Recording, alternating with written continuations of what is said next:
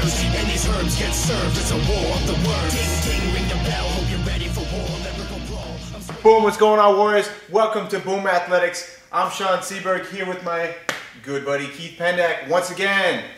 Keith, you're becoming the mainstay in the Boom Athletics world.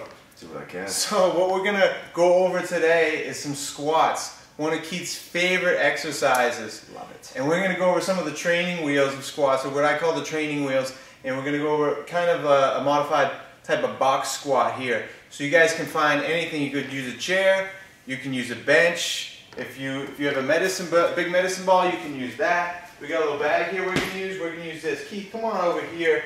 And what I want you to do is just sit on the edge of the bag. Yep, face them for now. And you remember how we did the box squat before, right? Yep. Let's show them how we do that box squat. So remember, we're keeping the chest out here. We're raising through the hips. We're trying to keep the knees out of the motion, and we want the hips into this as much as we can. So we're letting the hips take over, trying to get that vertical shin for now, right? So that's how I started you off on vertical shin, and that worked pretty good. You jumped up really quickly in your weights. Yep. Keeping The chest out, nice tall spine. So go ahead, come on back down there. So from right here, go ahead, sit all the way down. From right here, what happens a lot of time is the knees will try to take over. So a lot of times people will kind of lean forward as they get up, right? Go ahead, let's show us what that looks like. So people lean forward, that knee takes over right there, puts a lot of stress on that patella ligament. Yep. Not so bad if you do that a couple times in your life, but you do that a few 100,000 times throughout your whole life, it might start to add up after a while. So we're trying to get the hips really to do the lifting here and to take over the load. Plus, as time goes on, the hips really want to do the work, especially once you start to stretch them, you start to do good mobility work. The hips are like, okay, I got it. I think I know what's going on now. So let's show them the side view here. I want you to face towards me, yep, and we'll show them what this looks like. So there's obviously a lot of stuff going on. I say keep a tall spine as if it's easy, but there's a lot to that. So Keith's also thinking about his shoulder blades here as he's doing this motion.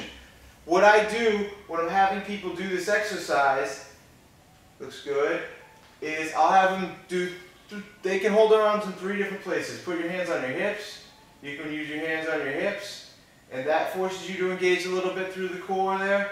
A little more unnatural of a movement. But for people who really don't know what to do with their hands, or they get messed up when I put them up here, I'll have them do this. You can put your hands out in front of you like you're about to catch a football. For those of you who don't know, always catch diamond in front of your face. Just like that. Again, trying to keep that tall spine. He can even keep his chin tucked in right here. Go ahead, tuck that chin in. Yep, we're going to keep that spine completely straight there. So you do not need to be looking up. I know I did a video before where I had you guys looking up. That's if you're really hunched over. But in general, I want you guys to keep your chin. You're starting to feel these a little bit? Keeping your chin tucked in. You're being good. You're doing good. Keeping your chin tucked in here. And you're actually going to be stronger throughout that position overall, especially once you start to add external weight. The other way is you can put your hands behind your head. Good, let's try that for a few. This one's going to be a little bit trickier. And this is going to force you to engage throughout the core a lot more. So you're actually going to feel a lot more tension on your lumbar spine here. You're going to feel your transverse abdominis start to lock in and engage a lot more. And your hands will try to pull you forward. So your job is to push back with your head. Again, still keeping the chin in. That's going to be the real challenge here, is keeping the chin in while you're doing this motion. Keith's feet are starting to move out. That's another thing I wanted to mention, his feet. I'm okay when people first start off, if their feet are out slightly. But over time, I'm going to move people's feet in because I want them straight. I want them to have as much torque as they can through the hips as we start to add external weight, if that's what we're going to be doing.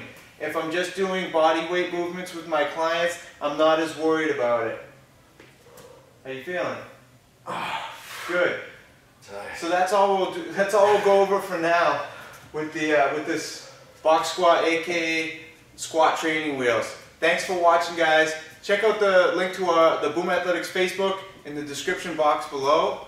Keith, you having fun? Good job, buddy.